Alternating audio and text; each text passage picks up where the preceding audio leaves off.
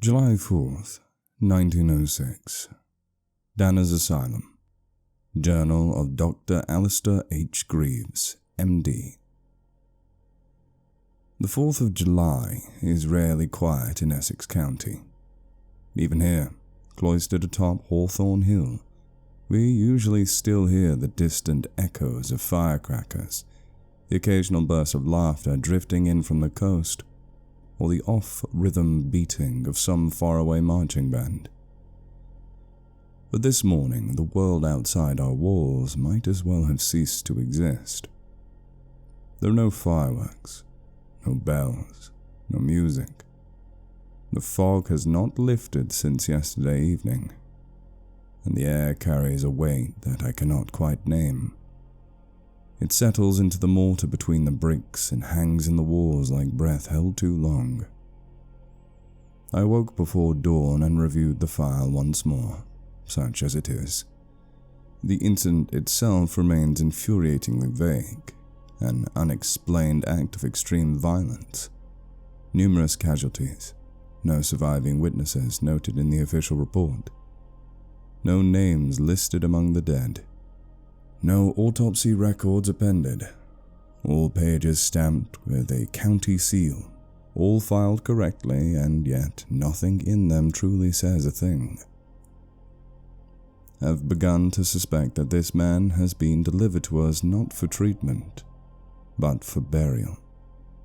A quiet burial of the institutional kind. Disappeared into the walls under the label of madness. At precisely 7 a.m., I proceeded to Isolation Block B. Nurse Travers accompanied me with the keys. She asked in a whisper if I was certain I wanted to proceed with the session alone. I reminded her that I have treated murderers before. She said nothing further, but watched me unlock the cell with a tightness in her expression that unsettled me more than I cared to admit.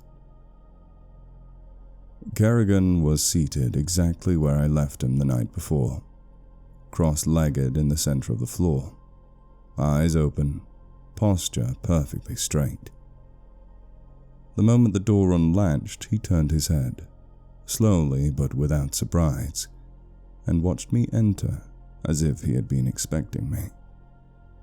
There was no recognition in his eyes this time, just observation. "Good morning, Mr. Kerrigan," I said, setting my journal on the small stool beside the cell wall. "I'm Dr. Alistair Greaves.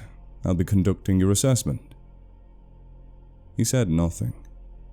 He blinked once, perhaps twice, and lowered his gaze slightly. Not evasive, more uninterested. I continued as protocol demanded. I asked him if he was aware of where he was. No response. I asked if he could confirm his name. No change. I moved to standard diagnostic prompts.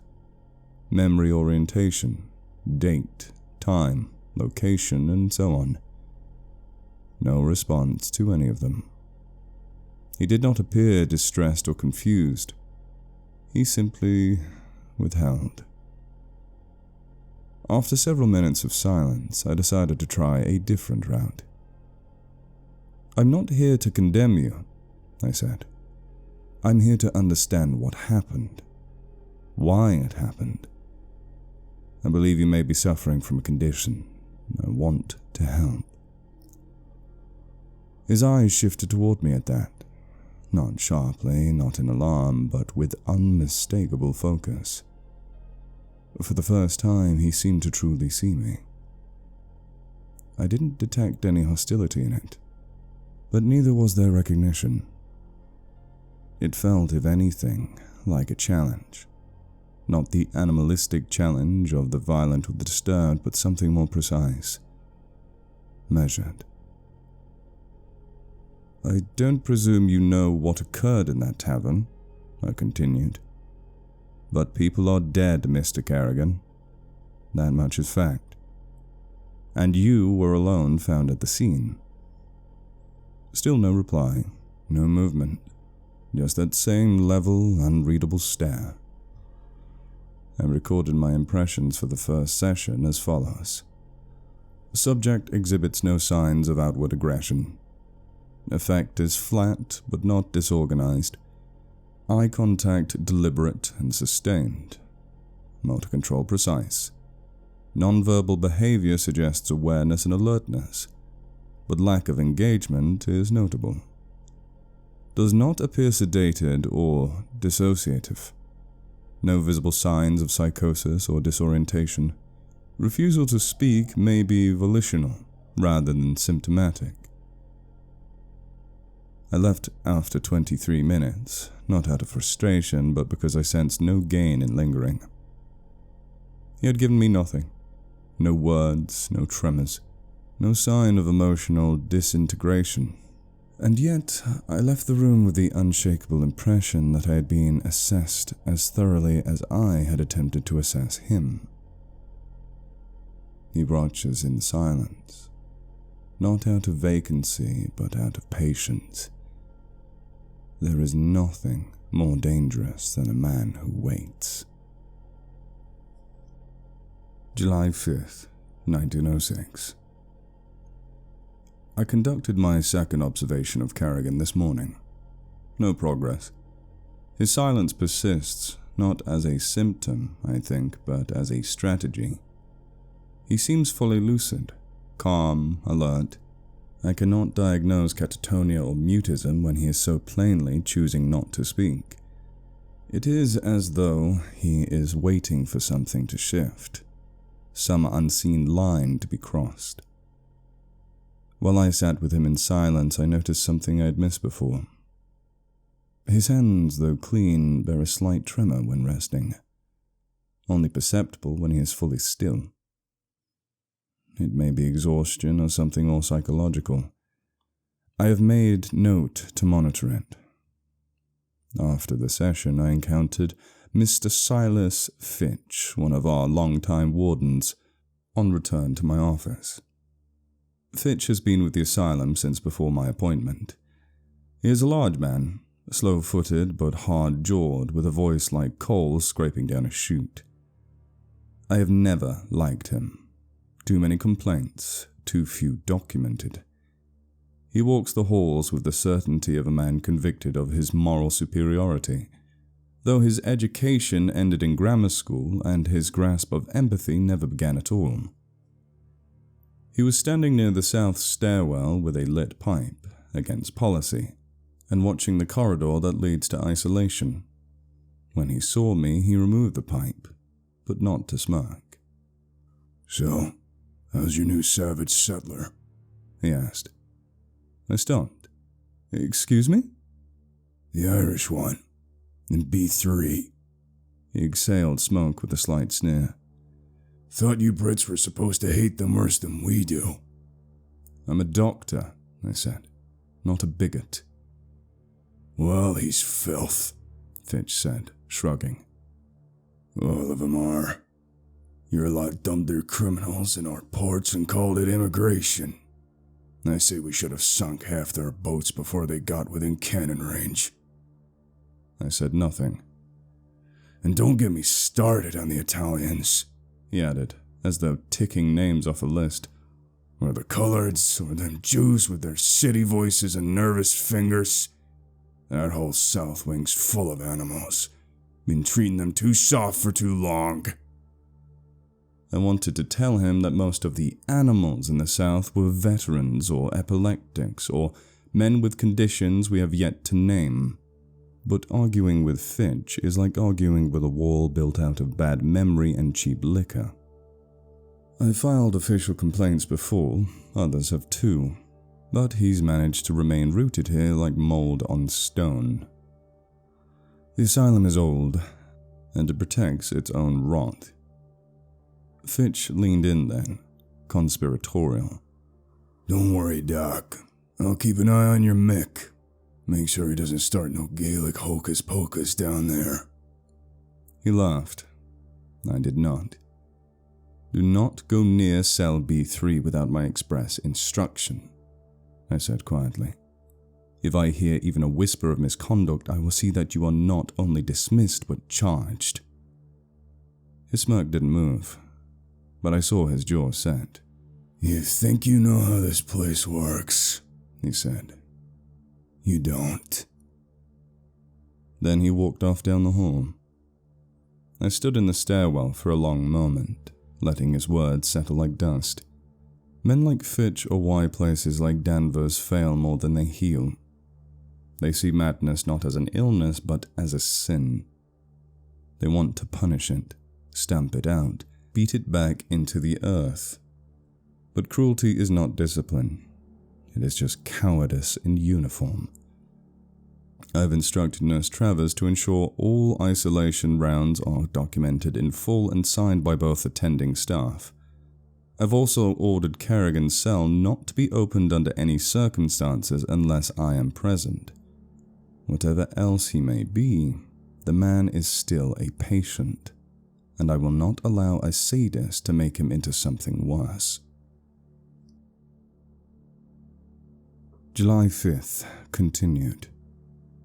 It is past midnight. I had just extinguished the lamp in my office and was preparing to rest when Nurse Travers knocked. 3 sharp raps, just shy of panic. I admit for a heartbeat I feared a fire or an escape. Instead, she said, "He's asking for you." It took me a moment to register whom she meant, as I had many to care for. "Kerrigan?" She nodded. Her face was pale, drawn tight with the sort of tension I have come to associate with unexpected news in this place. "He spoke by name clearly." I dressed quickly and made for isolation, lamp in hand, my mind racing. Until now, I believed his silence to be a strategy. If that's changed, then something significant has shifted beneath the surface. I found him standing, not sitting, in his cell when I arrived. The posture alone was jarring. He stood at the far wall, hands behind his back, his head tilted slightly as though listening to the stones. When the bolt was drawn back, I stepped in. He turned. "Doctor," he said with a strange, heavy calm. "You came." "I did," I replied, keeping my tone even. "Nurse said you wished to speak." He nodded once. "Aye." I studied him for a moment in the gaslight. His bearing had changed slightly. No longer inert or passive. There was weight behind his presence now, not menace, but shape, direction, as if something had finally turned to face forward within him. "I wanted to ask about your condition, about the event in Salem." He shook his head, not sharply, but with slow, heavy disapproval. "Not yet." "Then what is it you wish to tell me?" He was quiet for a long time. Then he said softly, "I miss my home." That took me off guard. "Where are you from?" I asked. "Österreich." I blinked. "I'm sorry, I'm not familiar." His eyes narrowed slightly, not in surprise, but in disappointment. "No, you wouldn't be. There's not much left of it now, thanks to your kin." The words were not shouted, but they landed like stones. He watched me closely, not with hatred, but the kind of cold that comes from old, deliberate wounds. "You mean the English?" He said nothing. I let the silence settle before responding. "I had no hand in your people's suffering, Mr. Kerrigan. Don't need to have hands on a thing to benefit from it. You're dressed in the cloth of it. Carry the name. Speak the tongue." He said it without venom, but with unmistakable weight. I felt the heat of shame raise beneath my collar. History is not undone by disavowal. Still, after a long moment, he added, "But you spoke out for me. back there, with the one in the blue coat. The stone-hearted one." "Finch," I said. He nodded once. "You didn't have to. Most men don't." "I don't tolerate cruelty," I replied. "Not in my horse." To that he offered a brief, strange smile, the first true one I've seen from him. "I know," I hesitated before asking. "How did you know what I said to Finch? You are 3 halls away, thick stone between." Kerrigan didn't answer immediately. He simply lifted one hand, touched 2 fingers to his right ear, and held my gaze. I waited. Nothing more came. "You heard us?" He said nothing. "You shouldn't have been able to." Still, nothing. I pressed further, trying to keep my voice clinical. "Do you often hear things from a distance, Mr. Kerrigan?" He only lowered his hand, sat down, as if the audience had ended. I stood there for several moments, unsure whether to push harder, but something in his manner told me to press would now only seal him up again. As I turned to leave, he said one last thing. "Doctor," I looked back. "Not all cages have bars." Addendum. I cannot explain how he heard me. Fitch and I were several hundred feet from cell B3. The door was bolted. The walls are over 2 feet thick. No human should be able to hear conversation through them, but Kerrigan did. He heard every word and chose to answer. July 6th, 1906. Northwoods, Essex County. Today is one of my designated days of rest, though the word hardly applies in a place like Danvers. I woke early, well before the staff bell, and decided to take my rifle into the forest north of the asylum. The trail bends just beyond my modest home, a narrow path carved long ago by hunters and widened by deer and wind. I've walked it before, but this morning I ventured deeper than usual, hoping for stillness. The sky was overcast at first, but clean. There'd been rain overnight, and the earth held the scent of it. Wet pine, moss, the faint sweetness of decaying leaves. I stopped at a ridge overlooking the glen, and beneath it, filling my lungs. It struck me all at once how long it had been since I truly breathed. London never smelled like this. I don't mean to speak poorly of the city. It made me, in 1,000 ways. But the air there always carried a weight to it. Smoke from coal hearths, the sour tang of horses, the stench of crowded streets and narrow alleys. You never saw more than a sliver of sky unless you sought out a park or climbed atop a roof. Nature in London was something curated, trimmed, penned in. Here it spills.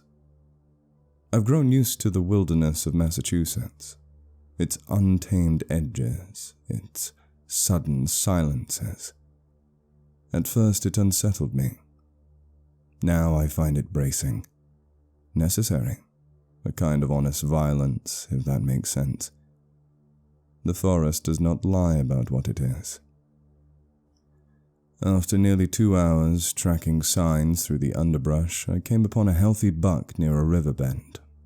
A fine animal, chestnut-coated and strong in the shoulders. I steadied myself behind a fallen pine, exhaled, and took the shot, clean through the lung. He didn't run far. I dressed him with a knife and wrapped the carcass in burlap, carrying it over my shoulders for the long walk home.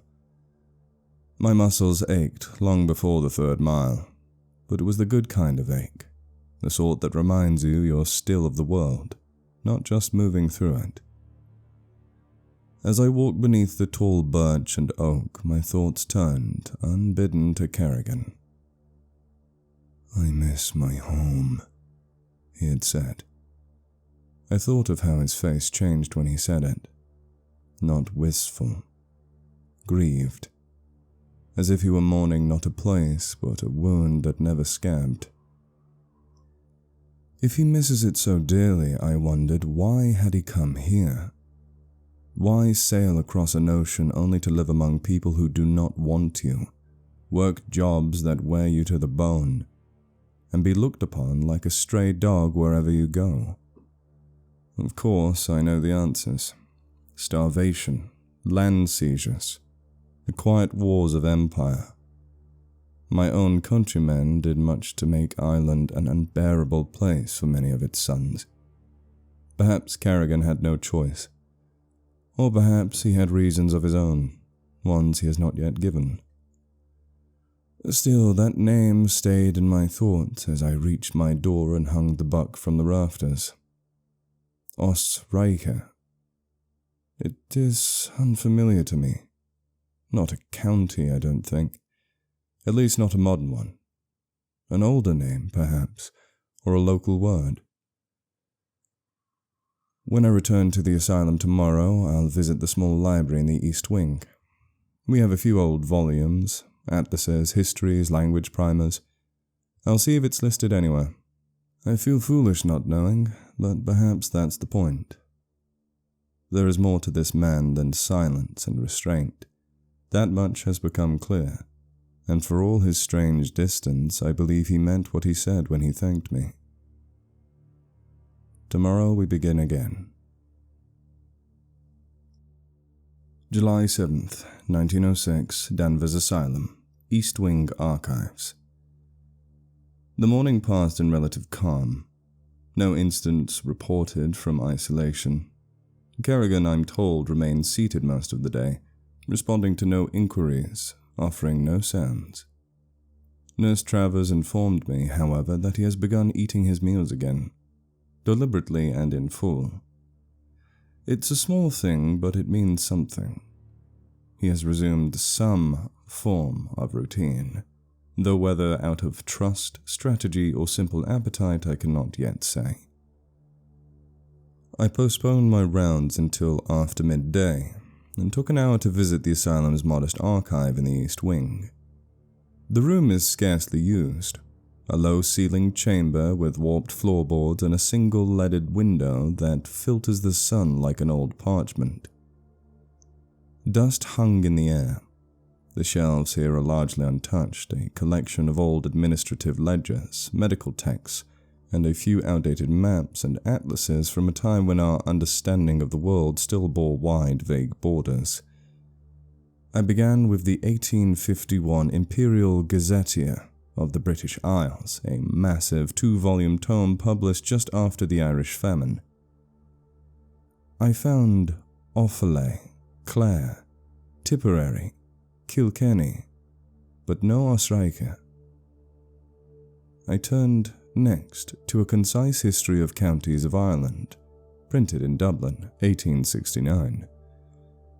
Nothing under the main entries. It wasn't until I found an older, thinner book, tucked between 2 collapsed leather-bound ledgers, that I stumbled on something. A footnote in a chapter concerning early Irish tribal territories. The ancient kingdom of Osreiche, anglicised as Ossory, occupied much of what is now County Kilkenny and portions of Louth, bordered by the Slieve Bloom Mountains in the north and the River Suir in the south. Once ruled by the Mac Gilaforric Fitzpatrick dynasty, Osreiche was an independent and often embattled kingdom prior to the full Anglo-Norman conquest. Osreiche, not a village, not a parish, a kingdom, but not for centuries. I sat back and looked at the thin line of dust on my fingers. How far removed we are from the names of places and the bones beneath them. Kerrigan's home, then, is not merely far away, it is, by modern standards, gone, dismantled, absorbed into new borders, anglicised, its name erased from the mouths of men who now call it something else. I wonder what it does to a man to be from a place the world no longer believes exists. What struck me the most, however, was the connection to the Fitzpatrick clan. The same name, albeit likely coincidental, as one of the constables who delivered Kerrigan here. There's nothing to draw from that, not yet, but it tightens the knot in my mind. I intend to speak with him again soon, perhaps tomorrow.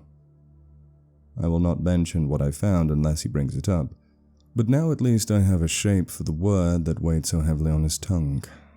A lost place, a kingdom conquered, and a man who still carries its name in his blood, whether by lineage or grief. July 7th, 1906, evening, Danvers Asylum. This day has unsettled me more than I care to admit. After my morning in the archives, I resumed rounds with the standard patients, several in the south wing, a few in the infirmary, and young Mr. Lawton in the observation dormitory, who has begun responding positively to auditory therapy. It was an ordinary afternoon by all measures. Slow, sun-drenched through the high windows, the halls quieter than usual, the staff dutiful. Until I reached the lavatory hall outside Ward D. I heard the noise before I turned the corner. Wet, rhythmic, punctuated by a low, hoarse grunt. When I stepped through the archway, I saw Fitch. He had one of the epileptics. Tomlin, a Polish laborer in his mid-40s, pinned against the tiled wall. Blood smeared the ground. Tomlin's eye was already purpled, swelling shut. Fitch was driving his fist into the man's ribs with mechanical force, over and over, his face set in something far worse than anger. Pleasure. I shouted for him to stop. He didn't hear, or he ignored me. I crossed the hallway and pulled his arm. He spun on me, fist still clenched. "I said stand down!" I barked. His mouth twisted. Stay out of it, Doctor. This animal. I struck him. It was instinct. A single fast motion. My right fist connecting with the bridge of his nose. I felt cartilage give way beneath the blow. He staggered, eyes wide in disbelief, blood pouring from his nostrils. He didn't fall, but he didn't swing either. I think the shock of it disarmed him more than the pain. My knuckles ache as I write this. I'd never struck another man in my life.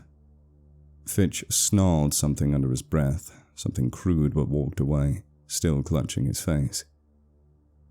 I don't doubt he'll file a report. So will I. And I suspect mine will hold more weight with the board. I've already spoken with the head nurse Hollis. She had her own complaints. I stayed with Tomlin until he calmed, cleaned the blood from his temple, and administered a mild sedative. His breathing was shallow but steady. I promised him he would not see Fitch again. I intend to keep that promise. Later, after I had calmed myself, after the adrenaline drained and the shaking in my hand subsided, I returned home and remembered the venison. It had been hung properly, cleaned the night before. I portioned it out earlier that morning, as I've done in the past. A few choice cuts for Nurse Travers, some for the kitchen staff, and several to share with the patients. They always responded positively to real food, something from the outside world, warm and familiar. This time I wrapped an additional parcel for Kerrigan. I don't know what compelled me exactly. Guilt, perhaps. Curiosity. Or some strange sense of recompense of what I'd just done. The truth is, I don't think he's mad. Not in the way the others are. And whatever he is very much aware. When I reached Isolation Block B, the corridor was empty. Dim gaslight threw long shadows on the floor. I approached cell B3 quietly, out of habit more than necessity. He was already at the door, standing, waiting, face pressed near the viewing slit, eyes fixed on the hallway, on me. There was no recognition this time, no flicker of amusement, no nod of greeting, only that stare. His pupils blown wide, nearly black, like a cat fixed on a bird just beyond reach. The way his head tilted, how his breath seemed to halt as I neared, it set something in me on edge. Every part of my training told me not to show hesitation, but I stopped 3 paces short of the door. I could not bring myself to enter. Instead, I unwrapped the venison, a gracious cut still warm, and slid it through the feeding slot. He didn't speak, didn't blink. His hand snapped forward fast, animal quick, and seized the meat. In a single fluid motion, he turned from the door and crouched in the far corner, tearing into it with his teeth. No grace, no utensils, just raw hunger, tearing, chewing, swallowing in ragged gulps. "Kerrigan," I said gently, "may I ask you something?" No answer. He didn't even look up. "Why are you here? Why come to this country if you loved your home so dearly?" Nothing, just the wet sounds of chewing, flesh and tendon pulled free in strands. I tried again. "What is Osrika to you?" Still nothing, only feeding. I watched for a long moment, then stepped back from the door. There was no room for conversation tonight, only instinct. Something has shifted in him, or been revealed. I don't yet know which, but I know this. Whatever Kerrigan is, he is not a passive man. He's waiting for something, and tonight, I saw how he waits. With patience, with appetite, with the certainty that whatever comes, he will meet it. July 8th, 1906, Danvers Asylum. I've decided that speculation, no matter how compelling, must be grounded in fact. Kerrigan's arrival was sudden, his file half complete, and his story muddled with rumor. What I do know, I learned from the delivery order. Custody transferred from the Massachusetts State Constabulary, signed by one Constable J. Fitzpatrick. Today I found him. He was reluctant to speak at first, but when I offered to buy him a drink at the tavern in town, the irony not lost on either of us, he agreed. He walked down past the square, said little, and ordered a bottle of rye whiskey between us. It didn't take much to get him talking. He remembered everything. He described the scene like a man still carrying the stench of it in his lungs. The bar, the Crooked Tyne, down in Plymouth, was one of those old seaside joints, wood-panelled with years of spilled beer and sea air soaked into the walls. Kerrigan had been drinking there, supposedly alone, but when the barkeep went missing the next day and someone reported a foul smell coming from the place, the police broke down the door. Fitzpatrick was the first through. He stopped speaking for a moment, stared at his drink like it might bite him. He said the floor was slick with blood, that it soaked into the floorboards in puddles as thick as molasses. Body parts, limbs, torsos, unrecognizable bits of something were strewn everywhere. Some had been pinned to the walls with broken stools.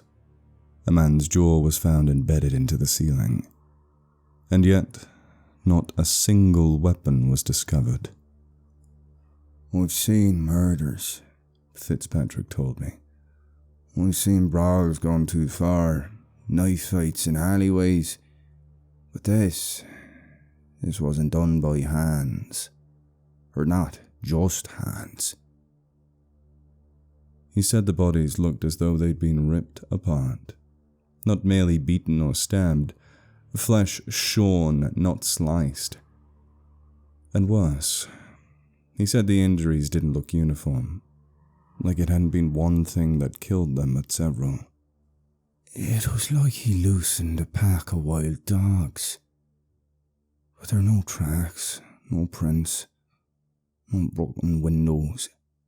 Just him, sitting in the middle of all of it, covered in blood, eyes closed. I asked what Kerrigan said when they arrested him. Fitzpatrick stared at me then, long and hollow, and muttered, "Not a word." Then, just before pouring himself another finger of rye, he leaned in and whispered the last part. He made the sign of the cross as he said it.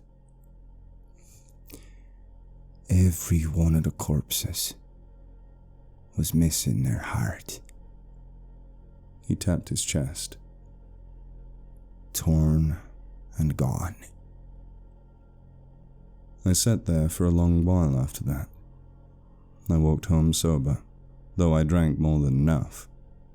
The wind of the marshes was cold tonight. I kept looking behind me. I don't know what to make of this yet. I don't want to guess. I only know that tomorrow I must speak to Kerrigan again, not as a doctor, not as a foreigner in this land, but as a man who is no longer certain the world operates within the bounds of reason. July 9th, 1906, Danvers Asylum. I returned to cell B3 today. Kerrigan was awake, seated, alert, his back straight against the far wall like a man holding court. The air in the corridor was cool, but there was a heaviness to it, like a storm on the cusp. He spoke first. "Thanks for the meat," he said. His voice was low but steady. "You cook it over coals, or was it the pan?" I answered honestly. Pan-seared light salt, no garlic. I told him I had hoped it hadn't been too dry. He smiled faintly, but it didn't reach his eyes. He then inhaled through his nose, slow and deliberate, as though tasting the air.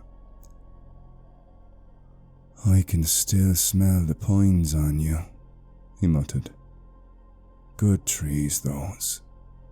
Honest trees. Smells a little bit of home." Then his brow furrowed, and he turned his head as if disgusted by the scent that followed. "But even that's ruined," he growled. "Tainted by the filth of a woolen shirt." Before I could even ask what he meant, he spat on the floor, a wet, deliberate gesture. "Sheep," he hissed. "Docile little things, following bells blind to the blade." I was taken aback. I hadn't mentioned anything about my clothing, certainly not that I'd worn a woolly jumper several days prior during my hike. The thing is still drying by the hearth in my cottage. How in God's name could he have known that? I asked him plainly, "What is it you're trying to say, Mr. Kerrigan?" He leaned his head back against the stone wall and exhaled long, like a man spent from the effort of remembering something too old and too bitter. "My land was taken," he said quietly. "Not in battle, not with honor, but stolen with parchment and psalms, all for an invading god, for lamb." I remained silent. Kerrigan's jaws clenched, his voice dropped to a low rumble, more growl than speech. "You don't know what it means to lose the bones of a place. The hills, the air. Your kin digging graves in a land not their own. And you, all of you, marching in, writing your names over ours in clean ink." His nails scratched faintly along the stone floor. "But it's not the God I hate," he said finally, his tone softening into something heavier. Grief, perhaps. It's the sheep that follow him. Bell ringers, lawmakers, men and wool. I sat with him for a while after that. No more questions. No more corrections, just quiet. Eventually I brought up the bar in Plymouth. I asked if he remembered what happened there, if he knew what he'd done. He didn't meet my eye. Place stank of cheap beer and rotten breath, he said, almost as if reciting a dream. But there was a fiddle in the corner, cracked, strings long dead. Did you kill them? He didn't answer, just stared at the stone between us. I stood to leave. There was nothing more I could draw from him, but as I reached the door, Kerrigan called out, "Doctor." I turned. His eyes were sharp again, awake in that unsettling way, like they'd never not been watching. "You were right to break his nose." He meant Fitch. "But he's not done," Kerrigan added, eyes narrowing. "Fired or not, men like that don't let things lie. He's planning something. You should watch your back." There was no trace of concern in his tone. It wasn't a warning born of compassion. It was a statement. I locked the door and left. And as I walked the corridor back to the main stair, I found myself checking over my shoulder every few steps. 9th of July, late evening. I was awoken by a pounding on my door. Not the polite knock of a colleague, nor the distressed rap of a local. This was the frantic, full-bodied hammering of a man on the edge of terror. I opened the door to find Constable Fitzpatrick, sweat-drenched, pale-faced in the lamplight, his badge crooked and shirt half untucked. "They're coming," he said. "The asylum's about to be hit." I didn't understand at first. He was out of breath, speaking fast. I pulled him inside, made him sit, poured water into a tin cup from the basin. He drank like a dying man. When he could finally speak clearly, his voice was low but urgent. "It's Fitch. He's been talking to some ugly sorts. Men from down south, drifters, rail workers. I followed one of them after they left the tavern this evening. Ended up at the old barn just west of town." He hesitated. "There are robes hanging from the rafters, white, crosses stitched into the fronts." They didn't have to say the name. I already knew. The clan.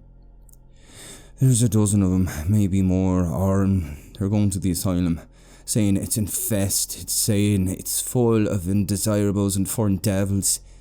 Some of the local guardsmen you work with said they'd stand aside. Some even laughed."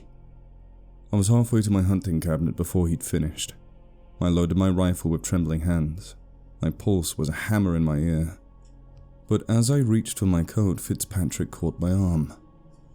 "Doctor," he said, "listen to me. You do what you want. Run in there and save who you can. But whatever happens, you cannot let that man out of his cell." I blinked. "Kerrigan?" Fitzpatrick nodded grimly. He looked around my home like someone expecting to vanish. "There's things I didn't say when we talked before. Things I couldn't say in town. I've seen bad men, Doctor. Killed men. Men who killed other men. But that thing in your asylum, that's not a man. I don't care what he's wearing." I tried to interrupt, but he gripped my wrist tighter. "I saw what was left at the bar.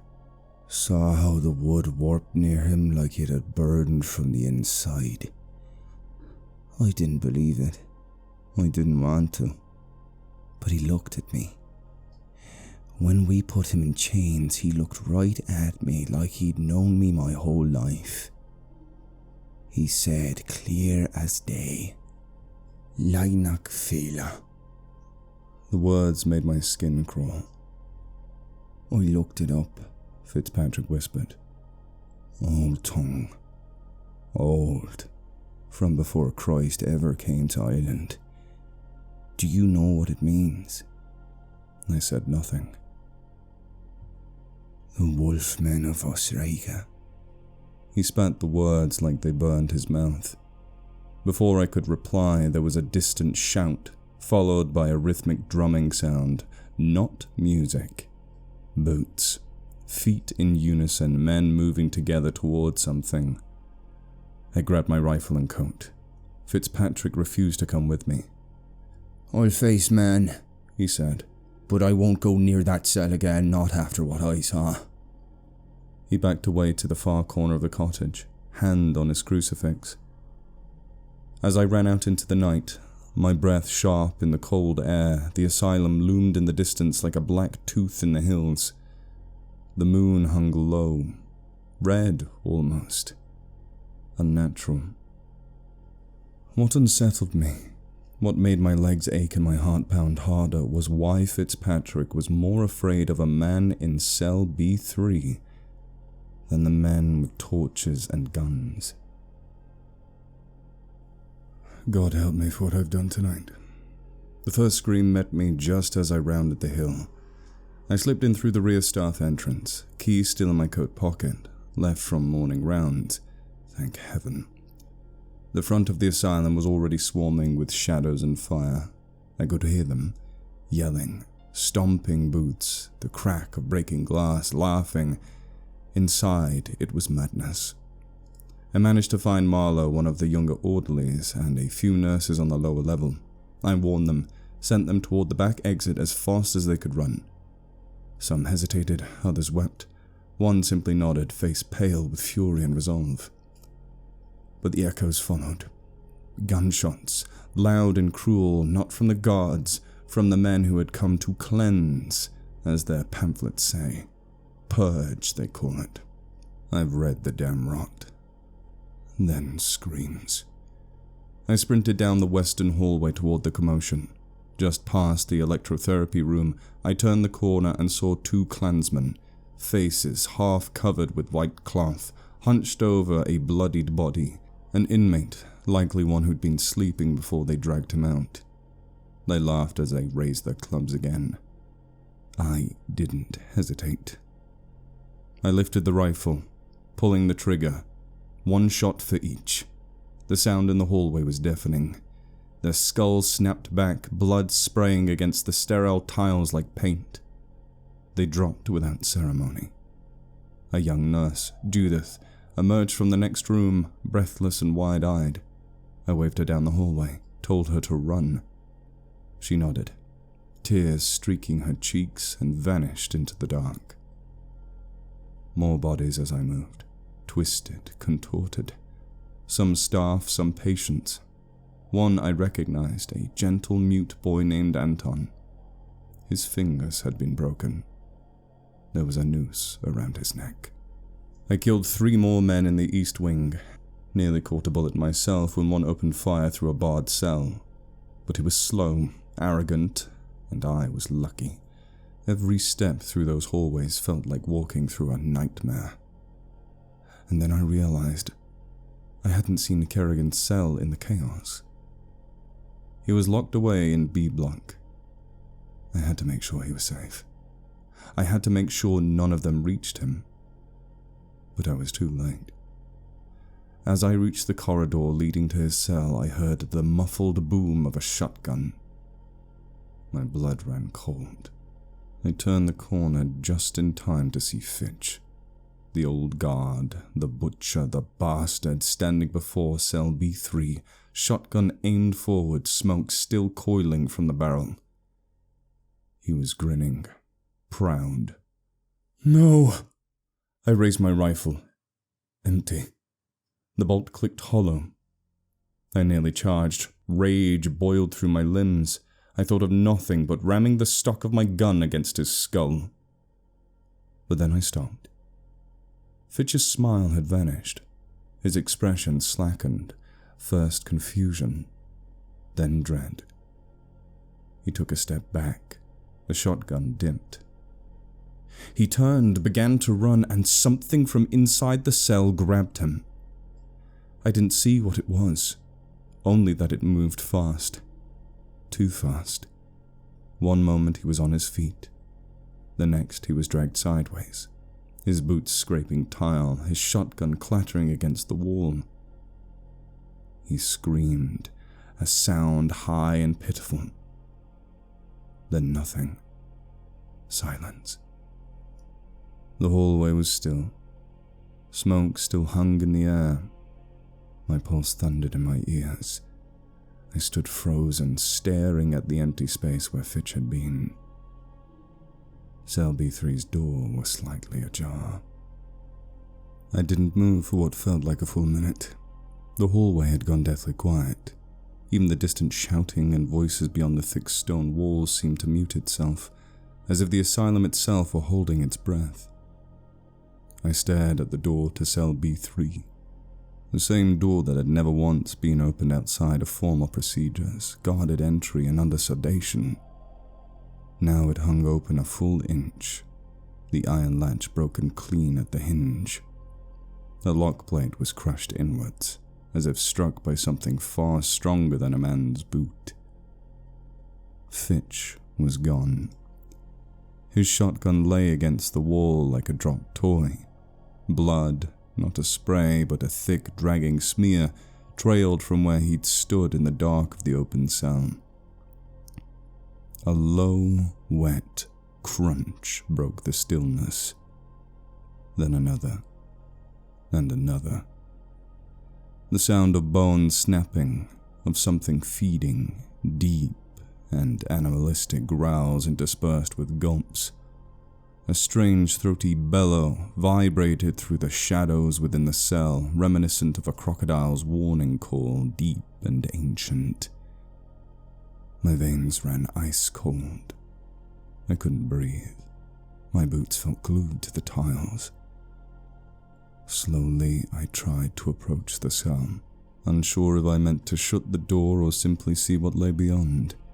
Perhaps both. My hand reached for the edge of the iron door. Then the feeding stopped. The silence that followed was far worse than the noise. I froze. From within the darkness, something sniffed. Low, purposeful. A long shadow moved behind the thin light, spilling into the room. Then a hand appeared, if it could still be called that. It was huge, gnarled, like a bear's paw fused with something human. Coarse black hair, yellowed claws, and fingers too long, jointed in all the wrong places. It gripped the edge of the door with slow, deliberate strength. I didn't wait. I turned and ran. Behind me, the cell door groaned, then shrieked, torn from its hinges, slamming against the stone floor with a deafening crash. The asylum echoed with an ear-splitting roar, so loud it rattled the gas sconces on the walls. I tore through the corridor, breath ragged, heart battering my ribs. I vaulted over one of the clansmen, one of the invaders who'd breached the asylum that night. He reached out for me but missed, eyes wide in confusion. Others yelled. Some tried to give chase. But then they stopped. Their eyes went past me. They saw what was behind. Screams, real, human, helpless, filled the hallway.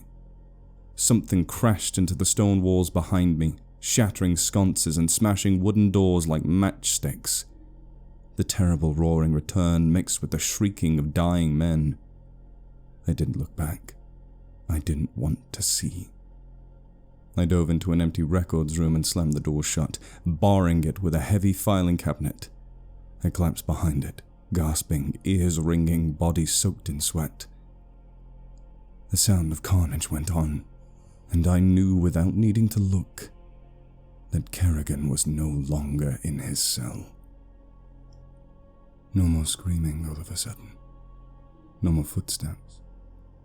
Just the faint crackle of a flickering wall sconce and the hiss of my own shallow breath. But then I heard it. Click, click, click. Claws on stone, growing louder, closer. Outside the room. A deep inhaled sniff, slow and intimate. But then... 3, 5, 4, 5. The voice that was followed was inhuman, guttural, but unmistakably mocking. It dragged the words out like a nursery rhyme, soaked in menace. I smell the blood of an Englishman. My body locked. I nearly blacked out from the sheer wrongness of that voice. The door trembled. Then it bulged. The iron frame warped inward as something. No.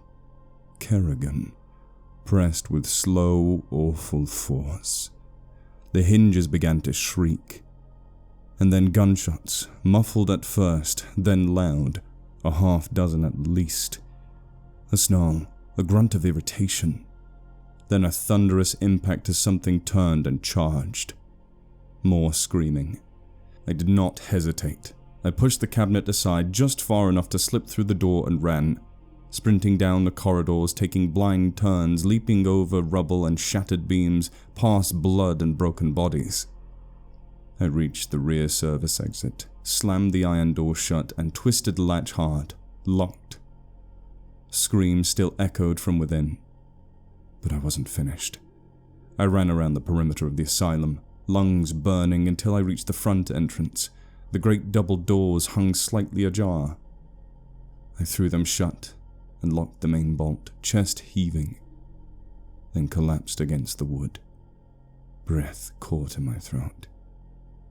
From the other side of the door came fists, pounding, dozens of them. "Let us out, for the love of God, let us out!" The voices I didn't know, not patients, not staff. And then silence, followed by a roar. And screams, more screams. Screams that climbed to a fever pitch, that scraped the sky, that turned into something wet and final, and I sat there, listening, unable to move. The screams finally trailed away some time before dawn. I remained there, back pressed against the entrance, my hands trembling, eyes wide in the dark. Sleep never came, only that vacant buzzing stillness that hovers between terror and madness. Every creak of the wind, every rustle in the trees made me flinch. I waited. When the sun finally began to rise, casting pale gold through the pine canopy, Fitzpatrick appeared along the road, flanked by a few surviving staff members. Their faces were hollow, pale, stained with soot and ash. They'd hidden in the hills through the night, unsure if anything would be left to return to. I stood on legs that barely held me. The blood had dried on my coat. My eyes stung. Together we made our way around to the back entrance. It was ruined. The door had been smashed open from within, the metal twisted, the lock splintered like kindling. Blood. So much blood had pooled and spread across the grass, staining the earth dark. None of us spoke. We entered. The asylum was wrecked, furniture shattered, walls scarred with claw marks, doors wrenched from hinges. The dead lay everywhere, butchered beyond recognition.